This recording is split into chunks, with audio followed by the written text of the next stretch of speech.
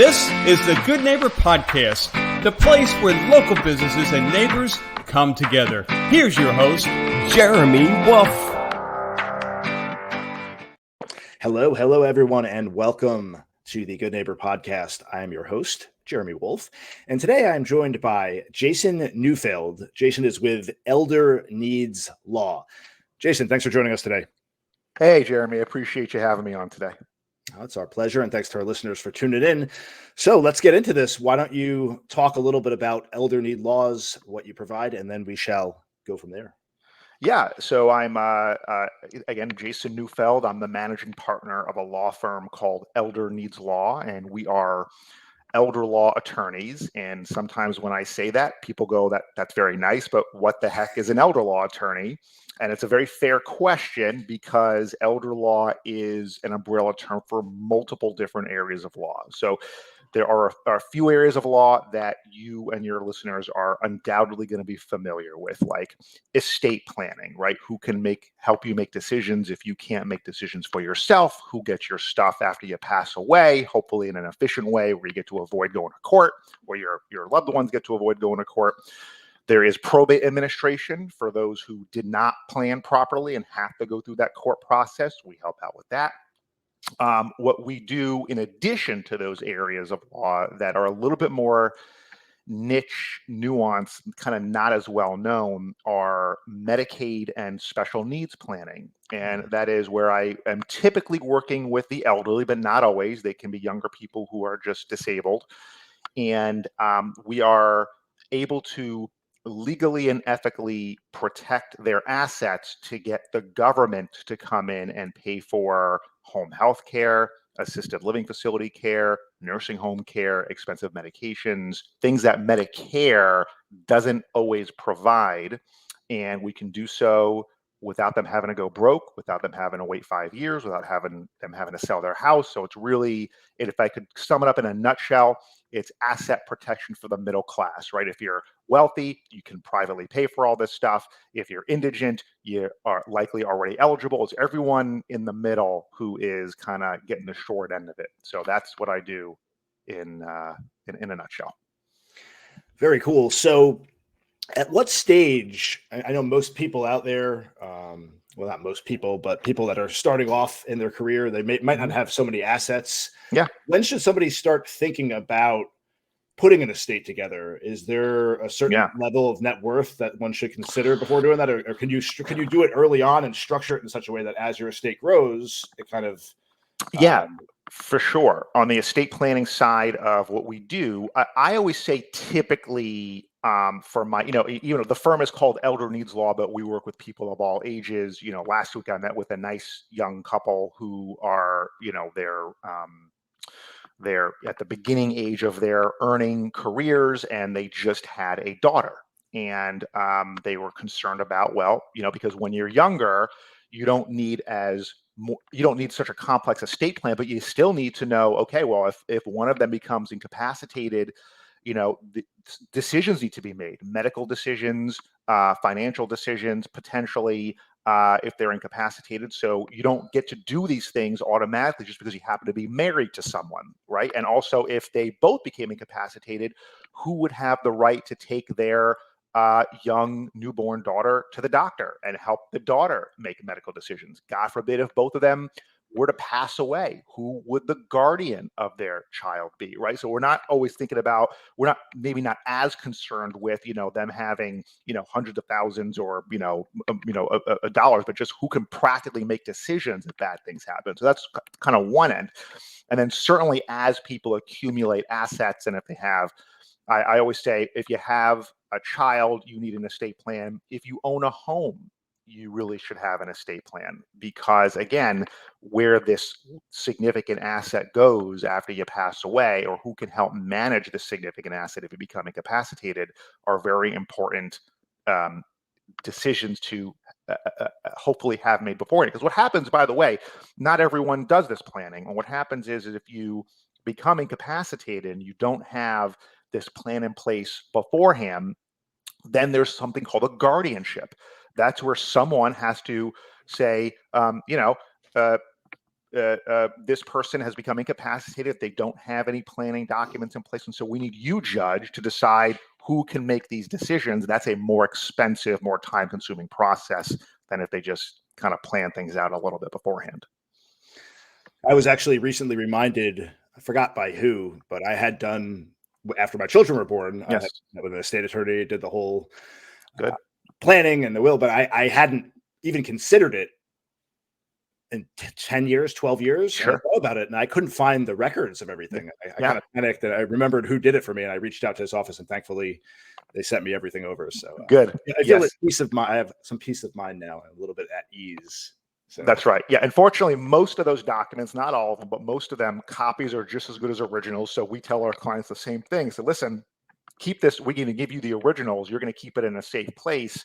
If you lose it, don't freak out, right? Because we're going to keep it. We'll have it forever. And then if we need to access these things at another point in time, not a huge deal. Again, you still never a good idea to lose the originals if you can avoid it, but not the end of the world if you do. So how'd you get into law? Is this something that goes back to when you were young, you wanted to do this? And also, how did you end up in elder law? Yeah. So I am in a family of lawyers. My father's a lawyer, and he's been my, someone I've looked up to and have been a mentor of mine, obviously, since I was a little kid. And, I think growing up, I didn't know what else there was to do. It was like I wasn't going to be a doctor because I didn't do great in organic chemistry, and CPA was never really for me. It was like I didn't know that there were other things to do. So kind of law school's kind of been on my mind since I was a young child. I'm now married to a lawyer, and I have a sister who's a lawyer, and a sister-in-law who's a lawyer. We got a lot of lawyers in our family, so keeping it in the family, huh? It's kind of in the blood.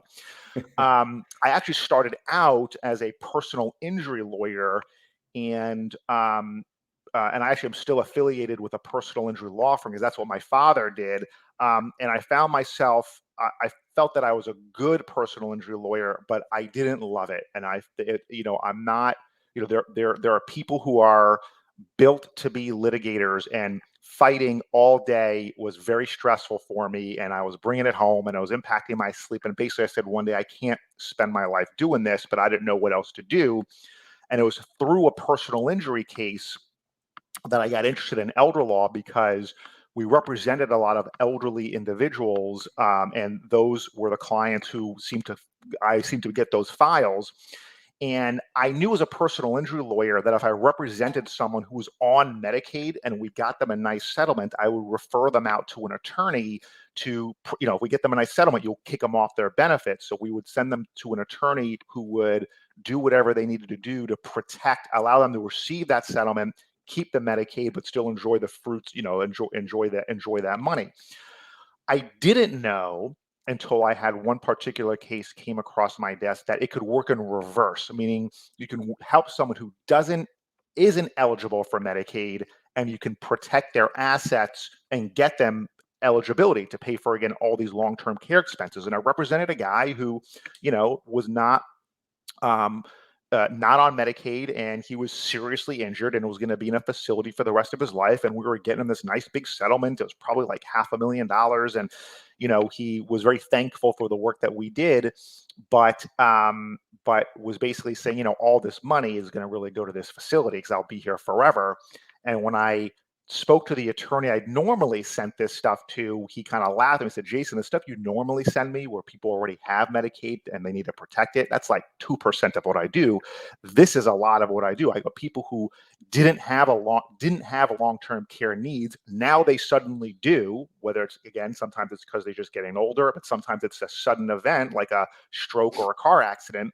And I can protect their assets and get them access to these really valuable government benefits." And that was like this light bulb moment for me where I said, wow, I didn't know that was possible.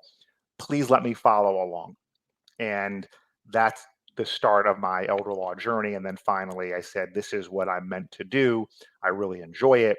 I am, with all humility, excellent at it. Like, I teach other lawyers how to do this stuff now. I've written a book on it. I'm not dabbling. I'm real into it.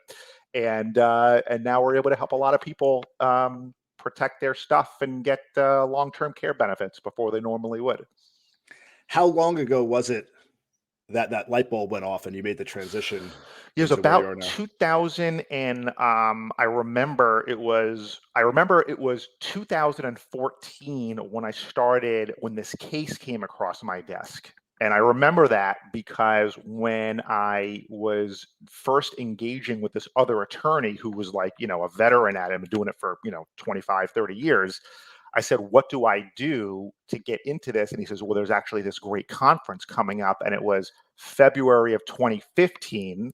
So that was when, in earnest, I said, I'm really going to go jump into this, jump right into the deep end. And so it was from 2015 is when I made the decision, I am going to be an elder law attorney, and this is what I'm going to do. Yeah, I'd imagine that most attorneys don't go to law school with the intention, or maybe I'm wrong, with the intention No. of getting into elder law. It seems like something that would progress naturally through their career. Yeah, not only that, if I can be in a room full of attorneys, and a good number of them will, when I say elder law, they'll think estate planning. That's all they'll know. They even among lawyers, the Medicaid planning side of what we do is this like emerging secret, and so because it's a very niche area. Yeah, but for sure, I agree with your statement, which is kind of people go, I thought I was going to be a litigator, and I was a litigator for a little while. It just wasn't my calling. But that's what I thought I was going to do when I got to law school, and that's what I kind of prepared for. And then kind of, as with everything, you get law school teaches you how to think like a lawyer. It doesn't actually teach you how to practice law. When you actually work for your first few law firms, that's when you really kind of learn what being a lawyer really is, and you get exposed to different areas, and hopefully you find your way. Yeah, so it's not all what you see on TV. Oh, for sure. So, Jason, sitting here today, looking back through your journey, is there something that comes to mind, some life hardship or challenge, something you struggled with along the way that you could say that you're grateful for having experienced, or that helped define where you're at today? I think my early exposure to law and my training to be a litigator has absolutely made me a better elder law attorney. And actually, even before I was a personal injury lawyer, I was in-house counsel for a real estate development law firm, not law firm, a real estate developer, just as their legal counsel. And so I got exposed to negotiating contracts and just dealing with the business side of things. And then when I moved into personal injury, I learned litigation and giving good presentations in front of audiences, and not being afraid to appeal other people's bad decisions, to fight for what my client deserves. And all of that has culminated in making me, I think, an excellent elder law attorney, because, for example, every once in a while, when we're applying for Medicaid for long-term care benefits to pay for care at home or in a facility, the government denies it. And part of my engagement is I will go appeal that, right? I have no problem fighting with the government. And there are a lot of elder law attorneys who are not litigation oriented, willing to do those things.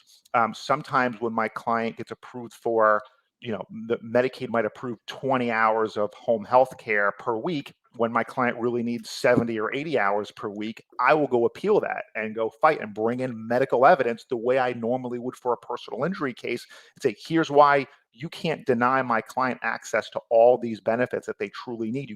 Don't shortchange my client, right? And I'm willing to fight for that. So these are an example of, again, while I didn't love personal injury law, while I didn't love real estate law, knowing how to negotiate a contract, knowing how to appeal and fight and not care that I'm dealing with a large government agency, has made me a better elder law attorney. So those were all formative experiences that I get to bring to bear for my clients. Fighting with the government. Better That's right. you than me, Yeah, Godmother. yeah. Better you than me. God bless your soul. God bless your soul. So, what do you like to do for fun when you're not working, brother? Yeah, love pickleball. I think, The like new everyone else, craze. yes, got into it during the pandemic, and my whole family I have 9-year-old twin boys. They love it. My wife loves it. My parents love it. My brother and sister love it. So we all get together and play pickleball on a regular basis and have a real fun time doing that.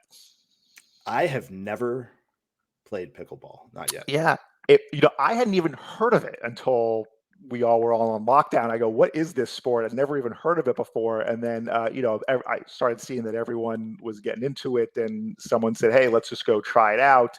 So it's kind of like from the first moment you step on the court, you realize that you don't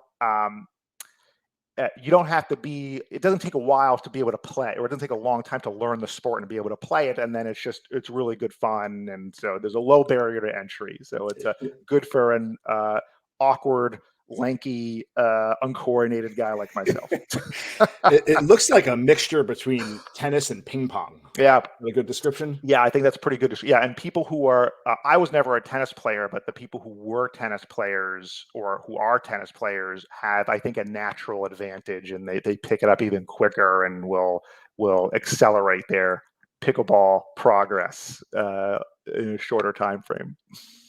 So Thanksgiving on the horizon. Tomorrow is Turkey Day. Yeah. What do you got planned? Going to staying in town with family, just hanging out?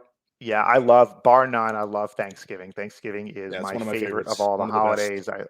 No presents, no stress. I mean, maybe some stress, but getting the family together and just eating a good meal. And we typically don't host Thanksgiving at our house, but we are. And I think that's the only thing I'm a little nervous about, because we're going to have 20 people over. We have a growing family. I have young kids. My siblings just have newborns. And so we got grandparents on my side and my wife's side, and kind of everyone's converging on our house. And I'm hoping the air conditioning can keep up with it. How old are your kids? 9 years old. They're twin boys. My wife's a lawyer also. She's actually a surrogacy attorney. So she helped. We couldn't have children ourselves. They just weren't. My wife couldn't carry children, and we had to eventually, after going through in vitro fertilization multiple times and all these, taking all these medications, we finally had to hire a surrogate.